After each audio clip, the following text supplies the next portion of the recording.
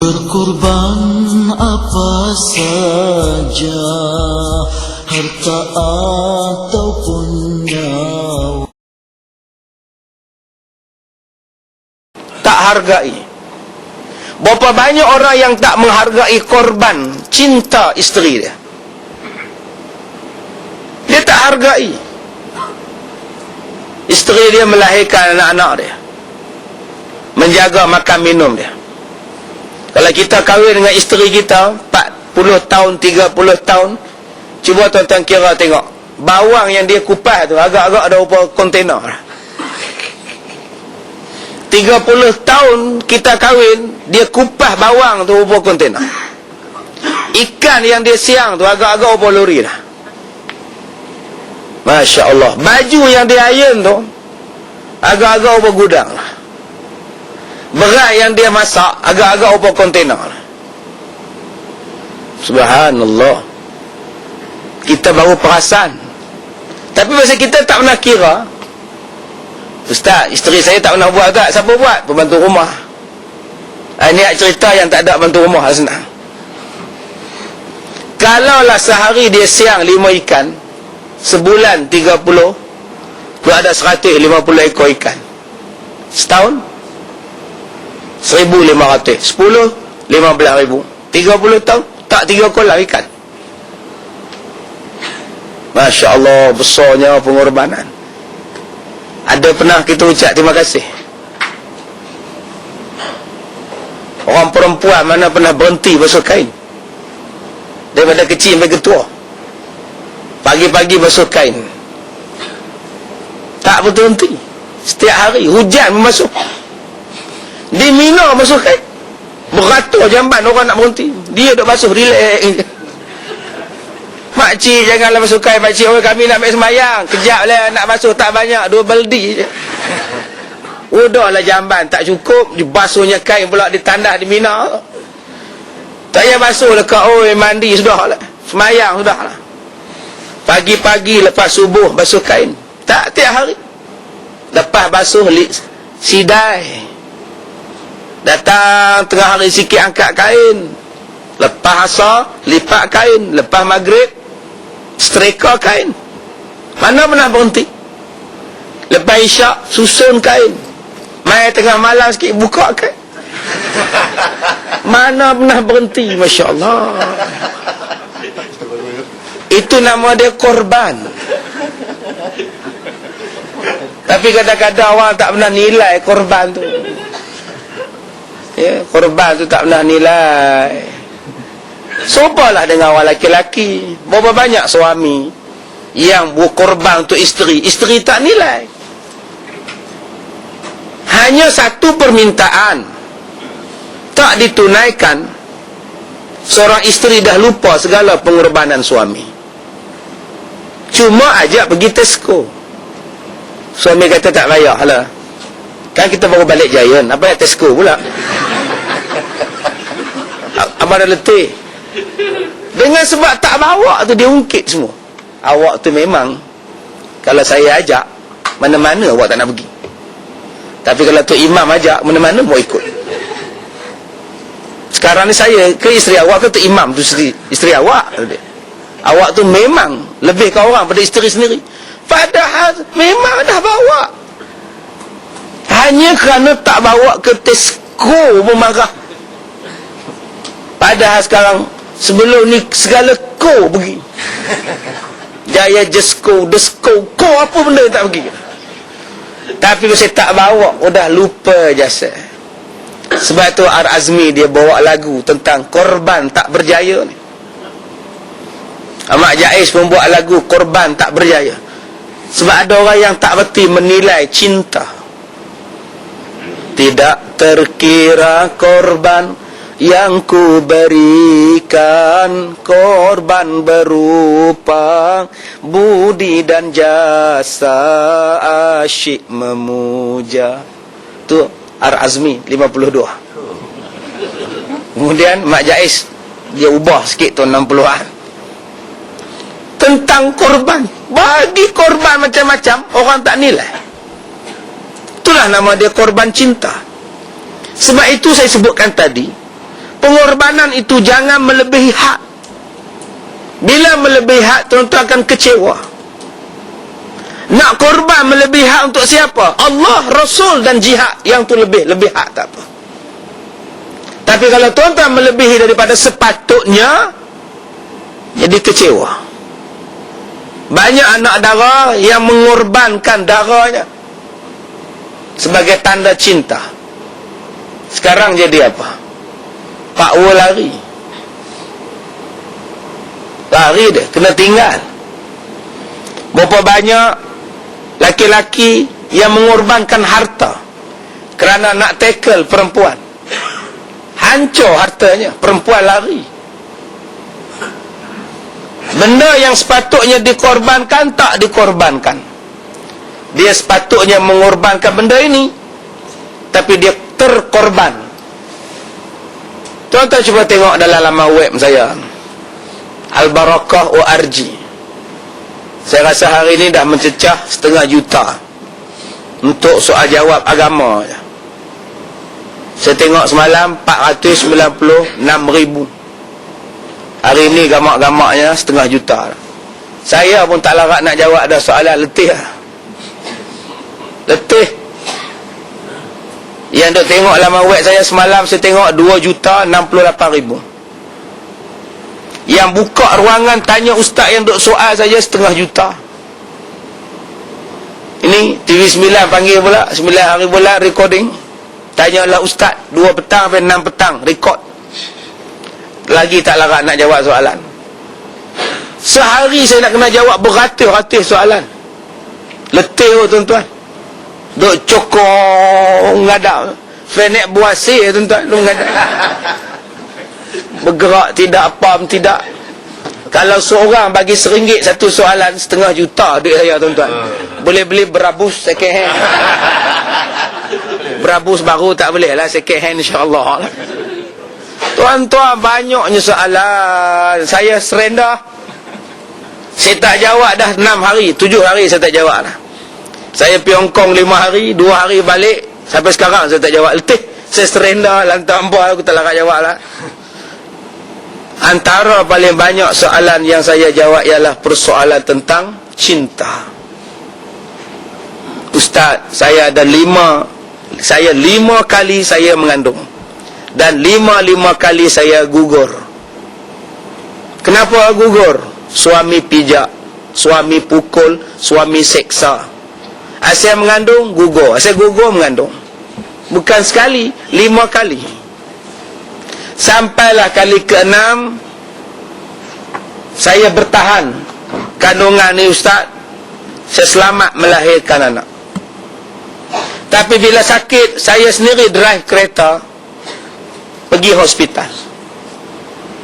Bersalin di hospital, suami tak datang. Balik dari hospital pun saya bawa kereta sendiri. Sekarang ni suami tak peduli saya dan anak saya ustaz. Saya kata, akak saya pergilah bercerai. Pergi jabat agama, filekan cerai lah. Dia kata kat saya, ustaz, sampai hati ustaz, so saya bercerai. Saya bukan nak bercerai, saya sayang suami saya. Astaghfirullahalazim. Kalau begitu akak saya tak ada lah perut tu lagi, biarlah gugur lagi lah. Itu yang saya rasa pelik.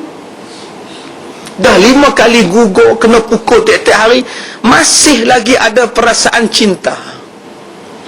Ni nak kata cinta ke bodoh? Tujuan kahwin bukan untuk diseksa. Tujuan kita kahwin ialah litaskunu ilaiha, supaya kamu rasa tenteram. Litaskunu makna rasa relax, tenang. Ada masalah, kongsi bersama. Ada kegembiraan, kongsi bersama. Ada nikmat, kongsi bersama. Ada rezeki, kongsi bersama. Dulu RM1 makan seorang, bila kahwin kongsi 2. Bila dah dapat anak RM1 kongsi 3 orang. Nikmatnya tuan-tuan. Itulah kahwin. Ada RM1 seorang-seorang makan, tak seronok. Tuan-tuan ada RM10 pergi makan seorang-seorang dekat nasi kandar pelita tu, seronok. Duk makan nasi tengok sukan, makan nasi tengok bola Chelsea lawan Arsenal. Tak seronok. Tetapi bila ada isteri sebelah makan, baru seronok. Bang, suap. Seronok tak? Seronok. Sat lagi bila ada anak 10 ringgit kongsi dengan anak pula. Ayo nak aiskrim. Seronok tuan-tuan. Tiba-tiba abang suap pengampur kan. Tangan tak ada. Ayo nak aiskrim. Dia beli aiskrim, dia sumbat dalam mulut anak dia. Makan. Bulur sangat. Aiskrim. Kan tak seronok kahwin macam itu. Itu cinta apa? Tidak ada perasaan litas kuno. Supaya kamu rasa tenteram. Tuan-tuan sekarang tengok muka suami tuan-tuan, tenteram tak? Serabut ke tenteram? Lemah perut ke apa ke? Tak percaya ke apa? Tenang ke apa? Rindu ke tidak? Dia ada rindu tak? Tadi saya nyembah dengan 2 orang makcik. Bukan makcik lah, akak pagi tadi. Ustaz, dalam badan akak ni ada jin. Akak pernah tolak pinangan orang. Orang hantar jin pada akak. 15 tahun dah Ustaz, akak sakit. Akak ni belakang ni pun sakit macam sama juga Ustaz. Kami pergi berubat dengan Ustaz Ridwan yang Ustaz recommend. Dah 2 tahun kami berubat Ustaz. Jin dalam badan kami ni tak nak keluar Ustaz. Sebab jin dah jatuh cinta dengan kami Ustaz. Ustaz yang berubat tu pun sampai dah tidur-tidur Ustaz bila baca Quran. Dia mengantuk, dia pun tidur Ustaz. Sekarang ni jin dalam badan saya dengan jin dalam badan akak belakang ni, sama-sama jin ni pula bercinta Ustaz. Pelik-pelik sungguh cinta ni tuan-tuan. Saya tanya dekat dia, macam mana yang akak rasa jin akak dalam badan? Dia kata bila suami ada, dia menyampah dengan suami dia. Bila suami tak ada di rumah, dia rindu pula. Bila abang nak balik, baliklah abang, rindu. Bila laki dia balik buat apa? Itu dia. Jadi sebesalah Ustaz. Ustaz, macam mana nak buat? Saya kata akak, pergilah berubat. Tu cinta. Soalan saya tadi, tuan-tuan tengok suami, tengok isteri, rasa rindu ke? Rasa benci ke? Rasa tak percaya ke? Rasa apa? Nyampah ke apa? Kesuka. Masing-masing lah fikir. Ada orang yang menyampah masa hidup, bila mati baru nyesal. Ada macam itu. Tidur bilik asing-asing, masuk bilik tidur kunci. Suami tekan tombol pintu tak boleh buka. Suami tidur bilik lain. Sebab rumah banyak bilik. 5 tahun tak tidur sekali, 5 tahun tak makan sekali. Bila mati suami, bila mati isteri, baru nyesal. Sekarang nak minta ampun macam mana? Hamba Allah dah mati.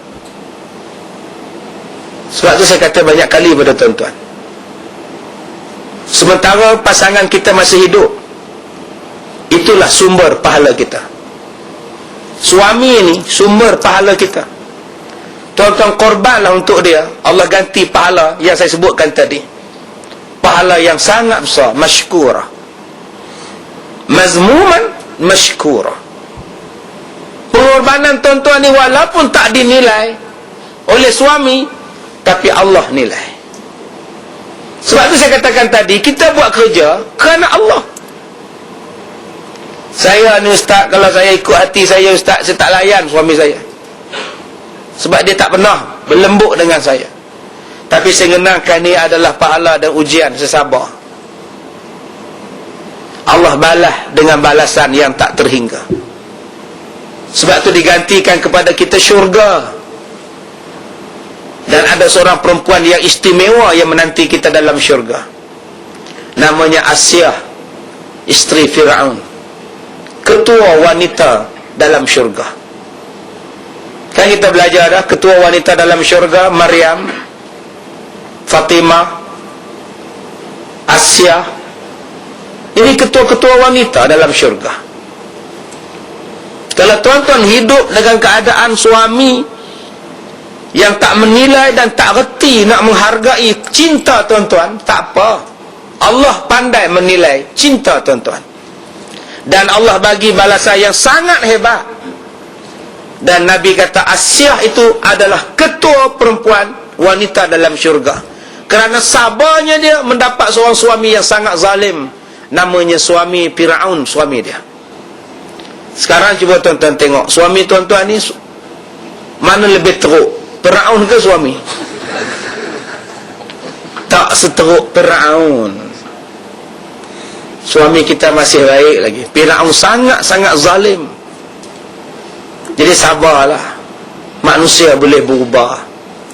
Cari jalan macam mana dia nak menilai, nak menghargai pengorbanan cinta. Sumpahlah laki-laki. Apa sebab nak marah? Apa sebab kita nak marah? Satu-satu benda yang berlaku dalam rumah tangga, cuba relax, tenang.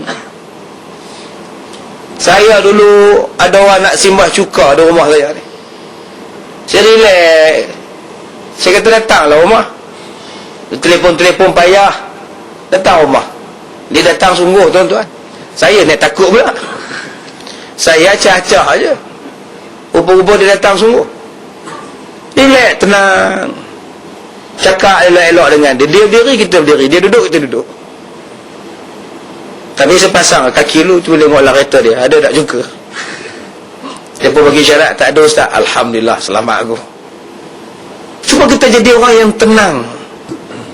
Apa-apa masalah dalam rumah tangga mesti ada jalan penyelesaian. Sebab tu bila kita faham bahawa setiap masalah ada penyelesaian, apa kita takut?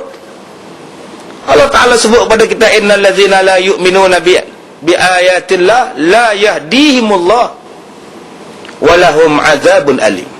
Sesungguhnya orang yang tak beriman kepada ayat-ayat Allah dan tak beriman sesuatu benda yang Allah Ta'ala bagi hidayah, Allah Ta'ala akan tolong, dia tak yakin, maka orang yang macam ni disediakan kepada mereka satu perasaan la yahdihim, Allah Ta'ala tidak akan memberi hidayah pada mereka. Ingat, setiap satu masalah ada jalan penyelesaian dia. Yakin pada ayat ini, Allah tolong. Bila tuan-tuan tak yakin dengan ayat ini, ayat-ayat yang saya sebutkan tadi, tuan-tuan akan rasa beban. Dalam Islam tidak ada luah mati mak, telan mati bapak. Mana ada? Satu perempuan pelajar universiti, dia nak kahwin, lagi setahun nak habis, dia nak kahwin. Alasan dia takut terlanjur. Dia kata, ustaz, saya nak kahwin, mak tak bagi. Saya kata, pasal apa nak kahwin? Kan belajar lagi. Kami takut terlanjur. Geram no je ni. Kami takut terlanjur. Yang kata bagi terlanjur, buat apa? Terlanjur pasal apa? Mak bukan tak bagi kahwin. Mak bagi kahwin, tapi bukan masa sekarang. Sekarang masa untuk belajar. Belajarlah. Bukannya tak bagi kahwin. Mak mana yang tak bagi anak dia kahwin? Tolong angkat tangan. Mak cukup susah hati kalau anak perempuan tak kahwin. Mak susah hati kalau tak kahwin. Orang datang Minang, seronok makcik ni. Alhamdulillah lah orang datang Minang, nak makcik Alhamdulillah lah. Kami datang bukan nak Minang anak makcik, nak Minang makcik. Oh, menok. Merajuk anak dara, naik lari. Mak juga kata dia. Datang kena Minang saya, mak juga. Mak macam mana? Dia pun perkenalkan mak. Tuan-tuan, mak nak anak dara dia kahwin. Mak nak anak teruna dia kahwin, tapi bukan sekarang. Sekarang waktu belajar. Saya cakap, bila mak tak bagi, ikut cakap mak. Tapi ustaz, saya takut terlanjur. Terlanjur tu sebab apa? Pergi kuliah dua-dua orang, duduk dalam dewan kuliah dua-dua orang, balik kuliah dua-dua orang, makan KFC pun dua-dua orang, pergi Mid Valley dua-dua orang, nengok wayang dua-dua orang, naik motor dua-dua orang, pergi mandi-manda di sungai pun dua-dua orang, panjat bukit pun berkapal-kapal, tak terlanjur. Macam mana? Cuma kamu tak ada coupling. Ustaz, coupling tu kan kat kereta ke ustaz? Orang pun boleh tak? Cuma kamu tak ada couple-couple, kan senang, tak ada terlanjur. Yang telanjur ni sebab ada power makwa. Siapa suruh cari power? Tadi juga ustaz kata cinta tu memang. Sebab tu saya kata ada batasan cinta. Kalau ikut cinta memang jadilah. Orang tua-tua ni dia fikir panjang. Ada anak dara yang sanggup berhenti sekolah, sanggup berhenti belajar sebab nak kahwin. Mak kata jangan belajarlah, jangan belajarlah. Mak anak pula kata nak juga kahwin. 3 tahun 4 tahun kahwin cerai. Anak 2 orang. Sekarang siapa nak bagi nafkah pada anak? Suami kamu lari. Kamu pula tak ada kerja tetap. Sebab tu mak suruh belajar sampai dapat kerja tetap. Kalau laki tinggal pun kamu dah ada kerja. Kalau laki kamu cerai kamu pun kamu dah ada kerja. Kalau laki kamu pasang lagi seorang pun kamu dah ada kerja. Minta maaf lah ya. Sebab tu ada jaminan. Kalau laki kamu duduk di rumah, tak lari ke mana-mana, duduk di rumah, tapi tak bagi nafkah, kamu dah ada kerja. Sebab tu mak suruh belajar dan dapat kerja dulu. Orang tua-tua ni pemikiran dia panjang. Tapi anak-anak muda, cinta tu mensyokatkan pemikiran dia. Kita belajar tengok 10 tahun berkahwin, berapa banyak orang yang bercerai. 6 bulan bercerai, 6 tahun bercerai. 10 tahun ni satu jangka masa yang sangat susah orang nak lintas dalam tempoh perkahwinan. Tapi kalau kamu tidak ada persiapan, bukan kita minta bercerai, tapi persiapan. Jika apa-apa berlaku, jika bahteranya pecah di tengah lautan, bukan boleh sampai ke daratan pun, tak semestinya boleh sampai. Tapi banyak anak yang tak fikir. Dia fikir mak dia ni menghalang cinta dia. Dia lupa dengan sabda Nabi redallahu ala redha walidain. Dia lupa. Saya kata taat pada mak kamu, taat pada ayah kamu. Kalau kamu takut terlanjur, jangan jumpa, jangan dating, jangan apa-apa. Selamat, senang hidup. Tuan-tuan dirahmati Allah, itu anak yang universiti. Ni anak hak sekolah menengah, 3 tempat dalam makwa handphone akum kakna waktu tu dah ada makwa ni baru 3 tempat 3 5. Tuan-tuan tak takut anak tuan-tuan ni jadi mangsa korban cinta ni? SPM tak ada Nabi, duduk lepak dekat komplek, dekat taman. Yang balak dia 3 5. Yang anak dara 3 4. Duduk orang menyembang. Anak kita ni yang pertama nama apa? SPM pun tak habis lagi, dah menyembang pasal anak nak buh nama apa. Yang jantan ni kencing pun tak lurus lagi tu. Dah duduk cerita pasal ni. Ini benda yang realiti. Anak kita dah jahanam, ada power dah. Tuan-tuan tak baca dalam paper 2 hari lepas, budak 13 tahun dirogok oleh laki-laki 56 tahun. Pangkat Tok Wan. Kesnya macam mana? Budak perempuan ni telefon, tersilap number, orang tua ni angkat. Lala kat telefon, kontak jatuh cinta. Budak tingkatan 1 dengan 56. Dipujuk jalan-jalan, pergi Genting Highland, dizinanya. Tapi dituduh atas tuduhan merogol, sebab budak ni bawah umur. Padahal bukan rogol. Cinta sama cinta. Pelik tuan-tuan. Sebab tu saya minta pada tuan-tuan, yang mana ada anak-anak, benda yang paling awal tuan-tuan kena cek handphone. Ni menatang ustaz, berkurang tu handphone. Ini nombor 1. Ini bukan privasi anak. Ini bukan harta privasi anak. Ini harta mak bapak. Mak bapak anytime, any place, anywhere boleh cek benda ni. Ambil handphone anak, cek apa benda ni, apa yang dia tulis ni, apa gambar ada. Siapa kenalan dia? Kalau handphone ni tuan-tuan tak boleh kontrol, tunggulah saat dia. Ada anak yang terjun tingkat 14 kondominium sebab mak dia rampas handphone. Terjun bangunan, tuan-tuan. Dia sayang handphone lebih daripada dia sayang nyawa dia sendiri. Apa yang agak-agaknya tersimpan dalam handphone tu, yang ni lah tuan-tuan nombor satu. Sebab tu handphone saya ni, inilah dia, handphone bodoh ni. Tak canggih langsung. Saya pakai 4 handphone. Satu jatuh dalam tandas, hilang terus lah.